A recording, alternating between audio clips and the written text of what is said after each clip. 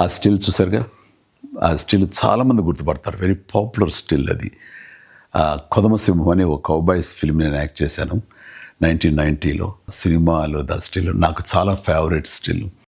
ఆ స్టిల్ నాకు బాగా నచ్చిందని చెప్పి ప్రొడ్యూసర్లు నాకు గిఫ్ట్గా ఇచ్చారు. అది ఇప్పటికీ ఈ రోజుకి నా ఇంట్లో మంచి ప్లేస్లో గోడ మీద ఉంటుంది. అది కౌబాయ్ ఫిలిమ్స్ అంటే చాలా ఇష్టం నాకు. నేను నా చిన్నతనంలో క్లింట్ ఈస్ట్వుడ్, అలాగే గ్రెగరీ పెక్, ఉమర్ షరీఫ్ వీళ్ళు చేసినటువంటి సినిమాలన్నీ కూడా నాకు చాలా ఇష్టం. గ్రెగరీ బెన్ ఇది గుడ్ బ్యాడ్ అండ్ అగ్లీ అలాంటి సినిమాలు నేను యాక్టర్ అయిన తర్వాత నాకు వస్తుందని చేస్తానని నాకు ఎప్పుడు నేను ఊహించలేదు. ఎందుకంటే అప్పటికి హీరో కృష్ణ గారు చేసినటువంటి మోసగాడి సినిమా పెద్ద హిట్ అయ్యింది. అన్ని రికార్డ్స్ అది బ్రేక్ చేస్తుంది అప్పట్లో.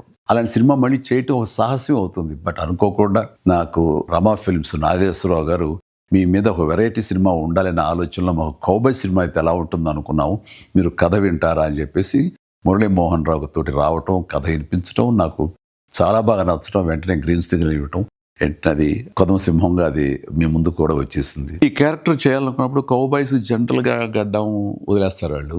చాలా మంది ఏమన్నారంటే మన హీరోలు గ్లామర్ కనిపించాలని, గడ్డం వదలద్దు, క్లీన్ షేవ్ తోటే ఉండాలని.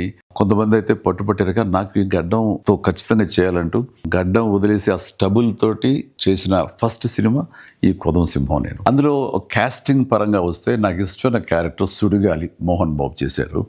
ఆయన చాలా బాగా చేశారు. అంటే ఆ సుడిగాలి క్యారెక్టరు ఒక వినోదంగా ఉంటుంది, చాలా జుగుప్స్గా అనిపిస్తుంటుంది, అండ్ విలనిజం ఉంది, అందులో ఎంటర్టైన్మెంట్ ఉంటుంది.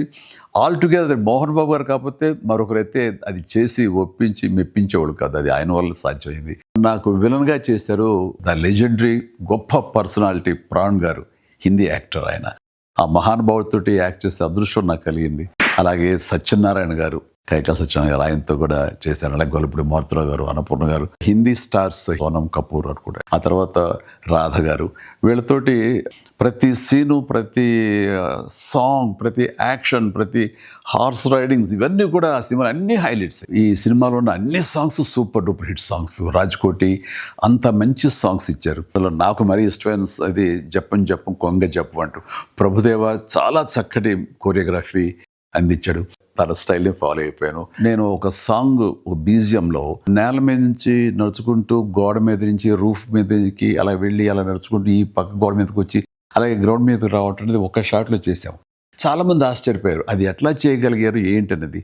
ఓ చాలా పెద్ద వీల్ మీద మొత్తం సెట్ వేసి సెట్ తిరుగుతూ ఉంటుంది అనమాట కంప్లీట్గా. దానికి కెమెరా ఫిక్స్ చేసాం. అది ఈ మధ్యకాలంలో ఒక ఇంగ్లీష్ పిక్చరు ఇన్సెప్షనో ఏదో అందులో కూడా అది చూపిస్తాడు.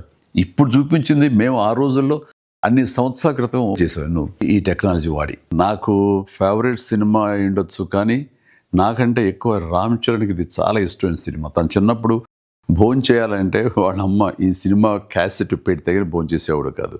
అంతగా ఫేవరెట్ ఫిల్మ్ చరణ్కి ఇది. రిలీజ్ల సమయం ఇది. చాలా సినిమాలు రిలీజ్ చేస్తున్నారు. ఈ జనరేషన్ కూడా మనం తీసినటువంటి కౌబాయ్ సినిమా ఎలా ఉంది, మన డాన్సెస్, మన ఫైట్స్, మన యాక్షన్ సీక్వెన్స్, మన క్యారెక్టరైజేషన్స్ ఇవన్నీ అప్పట్లో ఎలా తీసామని ఈ జనరేషన్కి తెలియజెప్పే ప్రయత్నం చేస్తున్నందుకు అది సక్సెస్ అవ్వాలని రమా ఫిల్మ్స్ నాగేశ్వరరావు గారికి నా హృదయపూర్వక అభినందనలు తెలియజేస్తూ నా ధన్యవాదాలు చెప్పుకుంటున్నాను. అండ్ ఆడియన్స్ డెఫినెట్గా ఈ సినిమాని ఎంజాయ్ చేస్తారు. Please do watch కొదమసింహం on 21st November.